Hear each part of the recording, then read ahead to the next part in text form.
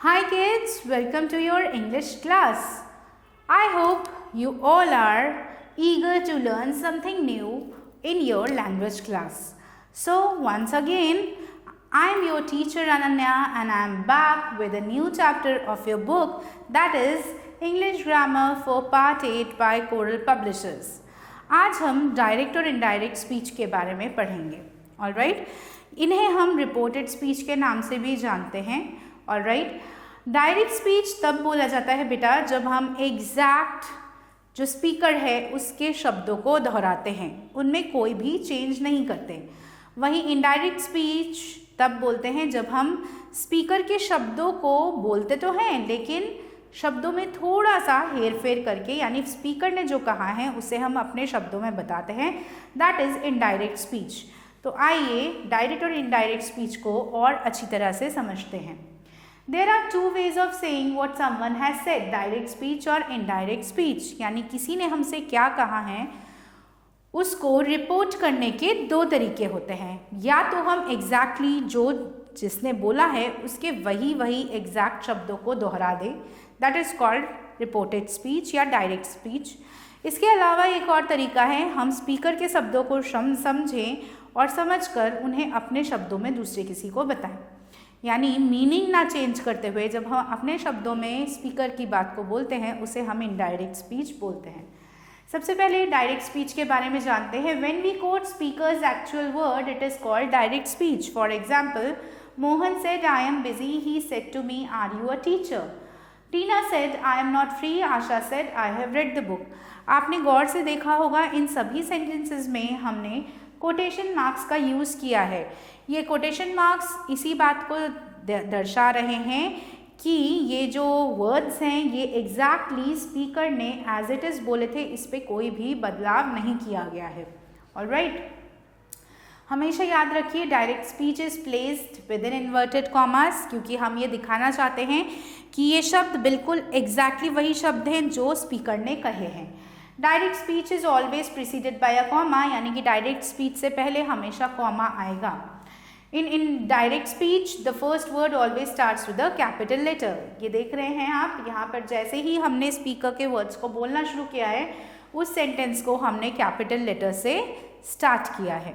इन तीनों चीज़ों को आपको हमेशा ध्यान रखना चाहिए. ऑलराइट, अब हम आते हैं इनडायरेक्ट स्पीच में. When we do not quote the speakers actual word, rather we tell it in our own words, it is called indirect speech. यानी कि जब हम स्पीकर के बोले गए शब्दों को एज इट इज़ नहीं दोहराते, हम इंफॉर्मेशन तो वही पास कर रहे हैं लेकिन अपने तरीके से या अपने शब्दों में, यानी कि शब्दों में थोड़ा बहुत हेर फेर कर देना, उसको हम इनडायरेक्ट स्पीच बोलते हैं. ध्यान रखिए, शब्दों में हेर फेर करने का मतलब ये नहीं कि हम वाक्य का अर्थ चेंज कर देंगे. जो कहने की कोशिश की जा रही है वो बिल्कुल वही रहेगा, मतलब वाक्य का मीनिंग यानी अर्थ वही रहना चाहिए, सिर्फ बोलने का तरीका या बताने का तरीका अलग हो जाएगा. आइए समझते हैं. Mahesh said that he was busy. She asked if I was a teacher. Tina said that she was not free. Asha said that she had read the book. अब आप देख सकते हैं यहाँ क्योंकि एग्जैक्ट वर्ड्स नहीं बोले गए स्पीकर के, तो आपको यहाँ कोटेशन मार्क गायब मिलेंगे. यहाँ कहीं भी कोटेशन मार्क या कॉमा नहीं है. इसके अलावा आपने देखा होगा कि प्रोनाउंस भी बदल गए. आई, मैं से मैं ने वो, ही हो गया है. ऐसे ही आर यू अ टीचर से if I was a teacher हो गया है. आई एम नॉट फ्री से शी वॉज नॉट फ्री हो गया है. तो इस तरीके से शब्दों में थोड़ा सा बदलाव कर दिया है हमने, लेकिन जो कहने का अर्थ है वो बिल्कुल सेम है. यानी भावना, सेंटेंस की भाव को हमने नहीं बदला है. Remember, indirect speech is not put with in the inverted commas. जैसा मैंने आपको बताया कि इनडायरेक्ट स्पीच में आपको इन्वर्टेड कॉमास कभी नहीं देखने के लिए मिलेंगे. Reported speech is preceded by conjunction that और इफ़. इसमें आपको या तो दैट देखने के लिए मिलेगा या फिर इफ़ देखने के लिए मिलेगा. ऑलराइट, अब कुछ रूल्स हैं जब हम डायरेक्ट से इनडायरेक्ट स्पीच में चेंज करते हैं. When reporting verb is in the present or future tense, the reported speech is not changed. अगर प्रेजेंट या फ्यूचर टेंस में होगा रिपोर्टेड वर्ब तो फिर हम उसे बदलते नहीं हैं. जैसे Raman says I am honest, Raman says he is honest. Tarun says Nilesh is very poor. Tarun says Nilesh is very poor. The principal will say tomorrow is a holiday. The principal will say that tomorrow is a holiday. आप देख रहे हैं यहाँ सिर्फ हमने comma और inverted comma को हटा के दैट का यूज़ किया है और प्रोनाउंस में माइनर चेंजेस कर दिए हैं. बाकी एग्जैक्टली सेंटेंस वैसे का वैसा ही है. ओके, आगे बढ़ते हैं. यहाँ पर एक टेबल है जिसमें डिफरेंट टेंसेस में कैसे हम रिपोर्टेड स्पीच को बदलते हैं, यानी कैसे डायरेक्ट से इनडायरेक्ट में चेंज करते हैं, वो दिखाया गया है. आप इसे बहुत अच्छे से समझ सकते हैं. वर्ब की फॉर्म कैसे चेंज होती है, जैसे सिंपल प्रेजेंट टेंस में जो इज आर एम है वो वॉज वर्ब में चेंज हो जाएगा, हैज़ हैव है वो हैड में चेंज हो जाएगा. इसी तरह सेकेंड फॉर्म ऑफ वर्ब आ जाएगा फर्स्ट फॉर्म ऑफ वर्ब की जगह. इज आर एम वर्ब का अगर आईएनजी फॉर्म यूज़ हुआ है तो वर्स और वर्ब का आईएनजी फॉर्म यूज़ होगा. ऑलराइट, तो हमेशा याद रखिए कि जितना भी ये प्रेजेंट टेंस में है वो पूरा जो है पास्ट टेंस में बदलना शुरू हो जाता है. ऑलराइट, कुछ एग्जाम्पल्स समझने के लिए समझ लेते हैं. He said I was not telling a lie. He said that he had not been telling a lie. He said it may rain today. He said that it might rain today. तो इस तरीके से जो है changes हो जाते हैं. Alright. If the reported speech related to universal truths, proverbs and historical fact, it remains unchanged. अगर हमारा जो रिपोर्टेड स्पीच है वो किसी यूनिवर्सल ट्रूथ या फैक्ट इन पे बेस्ड होगा तो फिर इनमें कोई चेंजेस हम नहीं करेंगे. For example, he said the sun rises in the east. He said that the sun rises in the east. The guru said God is one. The guru told that God is one. तो आपने देखा होगा इसमें हमने कोई भी past tense change नहीं किया है क्योंकि ये सारे या तो यूनिवर्सल ट्रूथ्स हैं या प्रोवर्ब्स हैं या फिर फैक्ट्स हैं. ओके, तो इस तरीके से कुछ भी चेंज नहीं होता है. एक और चेंज जो हम यूजुअली ऑब्जर्व करते हैं डायरेक्ट या इनडायरेक्ट स्पीच में चेंज करते वक्त, words showing the nearness of time or place in the indirect speech are changed to words showing to distance. यानी this का बन जाएगा that, these का बन जाएगा those, here का बन जाएगा there, now का then, today का that day, tonight का that night, tomorrow का the day after, yesterday का the day before, ago का before. Alright, इस तरह से changes करेंगे हम. कुछ और रूल्स है for changing interrogative sentences into direct speech.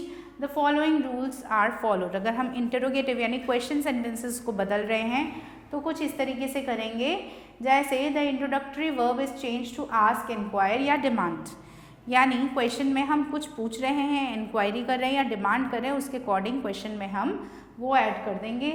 Weather या इफ़ का भी यूज़ होता है. The interrogative form is change into assertive form. Alright, तो इस तरीके के चेंजेस जो हैं हम करते हैं.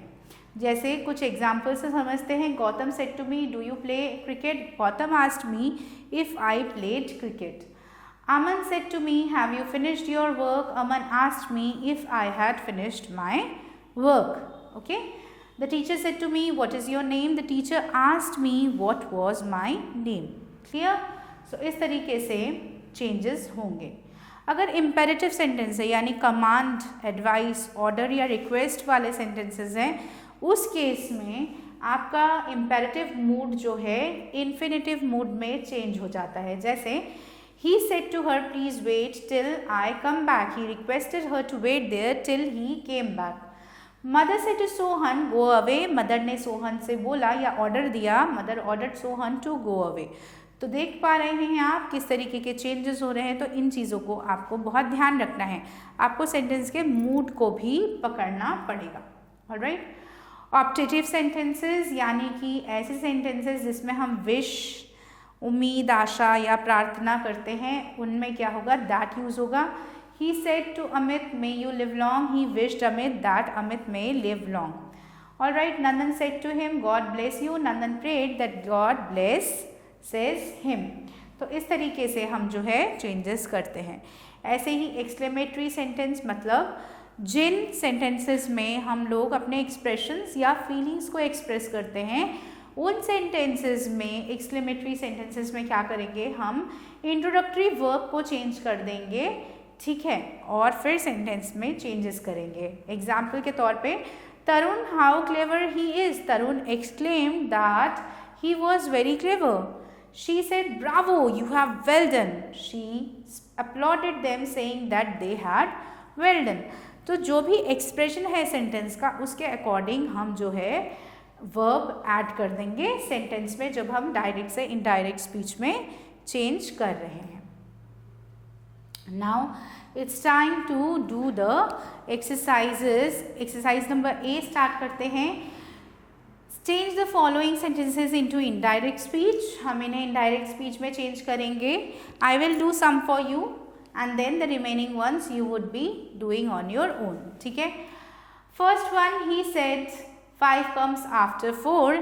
He said that 5 comes after 4. हमने यहाँ पे कोई भी चेंज नहीं किया क्योंकि 5 हमेशा 4 के बाद ही आता है, ये एक फैक्ट है.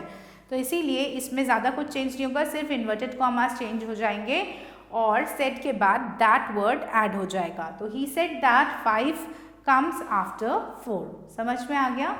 Next sentence, they said to us Delhi is the capital of India. Again this is a truth. इसमें कोई दोहरान नहीं है कि दिल्ली इंडिया का कैपिटल है, इसीलिए इसमें भी हम कोई चेंज नहीं करेंगे. सिर्फ इन्वर्टेड कॉमास जो है यहाँ से हट जाएंगे और उसकी जगह हम लिखेंगे he said to us that Delhi is the capital of India. Alright? या he told that Delhi is the capital of India. समझ में आ गया. ऐसे ही Mohit said I have to go there. Mohit said us या Mohit informed us that he had to go there. अब इस सेंटेंस में चेंज होगा. ओके, मोहित सेड दैट या Mohit told that he had to go there. Alright. तो इस तरीके से जो है आप इन इन्वर्टेड कॉमास को चेंज करेंगे, उसकी जगह दैट यूज करेंगे, सेंटेंस का एक्सप्रेशन पकड़ेंगे और फिर अकॉर्डिंगली नेसेसरी चेंजेस करेंगे. ठीक है. I have discuss 3 with you. The remaining ones you would be doing on your own. Let's move to exercise number B. Change the following sentences into indirect speech. और जैसा कि आप सब देख सकते हैं कि यहाँ पर मोस्टली जो है क्वेश्चन सेंटेंसेस हैं. He said to me, "Are you leaving this place now?" He inquired if I was leaving that place then. Okay, यहाँ बहुत सारे चेंजेस होंगे, बहुत ध्यान से आपको करना है. He said to me की जगह, क्योंकि यहाँ पे क्वेश्चन है तो हमें क्वेश्चन का वो पकड़ना है थीम. तो यहाँ पर आ जाएगा he asked me या he inquired if I was, you की जगह if I was living that place then. ठीक है. चेंजेस इस तरीके से होंगे. ऐसे ही सेकेंड सेंटेंस में she said to me is my brother here. She inquired if her brother was there. Okay, she inquired if her brother was there. तो इस तरीके से आपको वर्ड्स को चेंज करना है. ओके, इन सभी वर्ड्स को आप रिप्लेस कर देंगे. Tommy said to Samay, "Why don't you come with me?" Tommy inquired why he didn't come with him. या why did he not go with him. इस तरीके से आप सेंटेंसेस को बदलेंगे. I hope you have understood the concept कि किस तरह से सेंटेंसेस चेंज करने हैं. So certain sentences we have discuss, the remaining ones you have to do on your own. Next, change into indirect speech. अब अगर आप देखें ध्यान से तो ये हमारे सारे इम्पेरेटिव सेंटेंसेस हैं. ठीक है, यानी कमांड, एडवाइस, ऑर्डर या रिक्वेस्ट वाले sentences. She said stand up. She commanded to stand up. Okay. He said wait here till I come. He requested to wait there till he came. समझ में आ गया कि किस तरीके से करना है. आपको जो है सिंपली इन्वर्टेड कॉमास को रिप्लेस करना है और सेंटेंस के मूड को पकड़ना है. यहाँ पे वो कमांड कर रही है, इसीलिए she ordered to stand up या she asked to stand up. Okay. He said wait here till I come. He requested, वो रिक्वेस्ट कर रहा है तो he requested to wait there, वहाँ पे वेट करने के लिए बोला, to wait there till he came. Okay, till he came. तो इस तरीके से आपको सेंटेंसेस में चेंजेस करने हैं. Okay. Reena said to her maid don't stand here. Reema ordered her maid not to stand there. Reema ordered her maid not to stand there. All right, तो इस तरीके से हेयर को देयर में करना है, और जो सेंटेंस का एक्सप्रेशन है यानी ऑर्डर दे रही है तो ऑर्डर्ड, रिक्वेस्ट कर रहे हैं तो रिक्वेस्टेड, कमांड कर रहे हैं तो कमांडेड, एडवाइस कर रहे हैं तो advised. Alright, so in this way you need to change the sentences. Now let's move to exercise number D. Complete the following dialogue by filling the blanks with correct options given in the bracket. Now here basically you need to do this exercise on your own. You will be doing exercise number D on your own. Okay? यहाँ पे आप देख सकते हैं कि पूरा conversation जो है पहले आपको उसको रीड करना है अच्छे से. रीड करने के बाद ये हमारा पूरा रिपोर्टेड स्पीच में है. आपको ब्रैकेट्स में ऑलरेडी ऑप्शंस दिए हुए हैं, आपको इनमें से सही ऑप्शन चूज करके टिक करना है. जैसे the shopkeeper asked with respect what he can do for him की जगह आएगा what he could do for him. Okay, what he could, क्योंकि कैन जो है वो कुड में चेंज हो जाता है, मे माइट में चेंज हो जाता है. राइट, मोडाल्स चेंज होते हैं ना. सो यहाँ पर हम शुरू करें अगर रीड करना तो आप देख सकते हैं कि रीड करते हुए क्या होगा. The shopkeeper asked with respect what he could do for him, क्योंकि कैन जो है वो कुड में चेंज हो जाता है, मे माइट में चेंज हो जाता है, विल वुड में चेंज हो जाता है. राइट, शैल शुड में चेंज हो जाता है. Sudhir informed him to tell them something about good cell phone. Okay, तो यहाँ पर टेल आ जाएगा. क्लियर? सो इस तरीके से आपको कन्वर्सेशन पढ़ने के बाद पूरा इस रिपोर्टेड स्पीच में सही ऑप्शंस को चूज करना है और फिर इसे कंप्लीट करना है. Alright, I hope you would be easily able to do this on your own. आप इसे बहुत ही आराम से कर सकते हैं. The shopkeeper wanted to know if he would tell them about the range of price. Alright, इस तरीके से आपको सही ऑप्शन जो है चूज करके इसे फिल करना है. So this is to be done on your own. I have told you how to do this exercise. Alright, so children, with this we come to an end to the topic of reported speech, that is direct and indirect speech. आशा करती हूँ कि आपको ये concept बहुत अच्छे से समझ में आ गया होगा. एंड आई वुड अप्रिशिएट अगर आप एक बार और एक्सरसाइजेस करने से पहले डायरेक्ट और इनडायरेक्ट स्पीच के रूल्स को दोबारा अच्छे से देख लें, ताकि आप उन्हें बहुत ही अच्छी से समझ लें और जब आप एक्सरसाइज कर रहे हों तो आपको कोई भी परेशानी ना आए. So with this we come to an end to today's session children. मैं आपसे बहुत जल्द फिर से एक नए चैप्टर और एक नए टॉपिक के साथ मिलूंगी. Till then please stay tuned for the upcoming videos and have a wonderful day ahead. Take good care of yourselves. Bye bye.